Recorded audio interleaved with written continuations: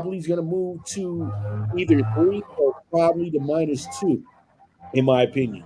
I truly do think that this is the coming out game for Russell Wilson. And this one, what's that? Which one? It's some type of sound coming from your way, Jeff. Yeah, that's the landscape is wrapping up. Okay. All right. So I just because it just sounded really weird when I was talking, but um, the Jets 1-3, Broncos 1-3.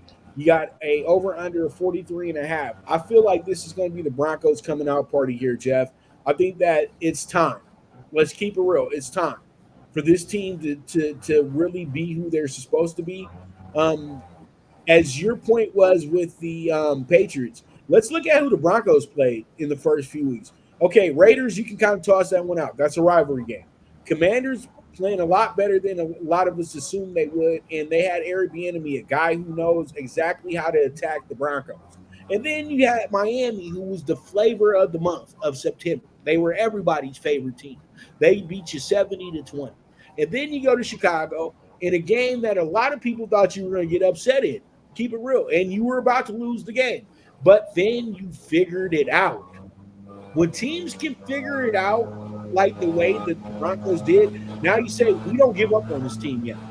We just can't give up on them yet because they figured it out. Just like I was talking about with the Texans. You built the confidence. You finally get it. Now everything works because I'm confident in myself. And that's how I feel with the Broncos going into this week. The Jets have the same mentality because they held tough against the Chiefs on Sunday Night Football. But I feel like it was more of a gimmick of them hanging tough with the Chiefs because the Chiefs came in there and played below their tier. They didn't play great football, and they didn't try to play great football because they knew they just needed to do enough to beat the Jets.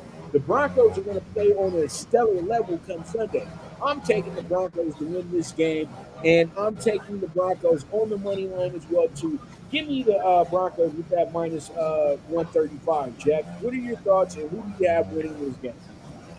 My true number was 2.5 with a 43.5. It's down to 43 and a 1.5 right now at Circa. Money coming in on the JETS. Again, as you just said about Denver's schedule, I'm drawing a blank on one of the games for the Jets. I know they opened up and beat the Bills, and then they lost week 2. I'm drawing a blank who they played week 2. They lost to the Patriots in week 3, and then obviously they just lost to the Chiefs in week 4.